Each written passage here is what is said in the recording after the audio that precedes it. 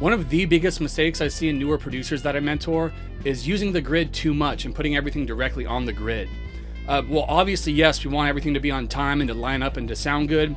Using the grid too much and keeping everything too much on grid will completely suck the life out of your track and make it sound robotic and boring. Today we're going to talk about the correct ways on how to kind of nudge stuff off grid and change stuff subtly so it sounds good, it's not distracting, and it gives life and humanization to your sound. Before we hop into the video, quick announcement for you guys. I recently dropped a super fire complete start to finish music production course. It's designed to give you every single tool you're ever going to need to produce professional quality music in 30 days, either if you're totally brand new or if you've been producing for a while but you're just struggling to get your sound to the next level. It's over 17 hours of content distributed over 30 days of learning. We also have a super fire community where you can hop in and ask questions, free monthly sample packs, all kinds of cool stuff. Also, we've recently worked out a deal where if you sign up for the course, we can actually give you guys educational discounts on Ableton Live, FabFilter, Isotope, Sound Toys, Kilohertz, Arturia, and Output. So you could literally save thousands of dollars. And as of right now, the course is on sale, so it costs less than dinner. So definitely worth it, definitely worth checking out. Let's get into the video. We're gonna open up Ableton, and now what we're gonna do is we're gonna navigate to where the project is at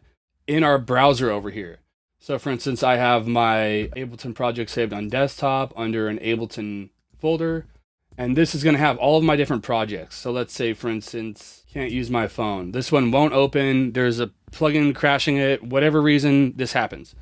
What we're going to do is we are going to come in here and we are going to go to where the ALS is. So we're going to come here to can't use my phone, ALS, which stands for Ableton Live Set. And then what we're going to do is we're going to slowly start dragging in either these groups or these individual tracks. So I'm going to come over here and drag this in. So that's group 1. Now we're going to drag in group 4. And basically what you're going to do is you're just going to drag in the groups or the tracks one at a time. And what's going to happen is if you do have a plugin that's just absolutely tanking Ableton and crashing it, you're going to be able to pinpoint which track it is. And you might have to sacrifice that track, or it might, I've had it to where it just opens up doing it in this method of just dragging it in instead of opening up the Ableton track. So if that happens, go and look for any fishy plugins you might have, ones maybe you downloaded or ones that might not be compatible. There's ones I bought before that do this, and delete that plugin and move on without it. Or if you get to the point where the track won't open, then you can say to yourself, okay, I know it's this track, delete that track, and you have 99% of your other tracks there.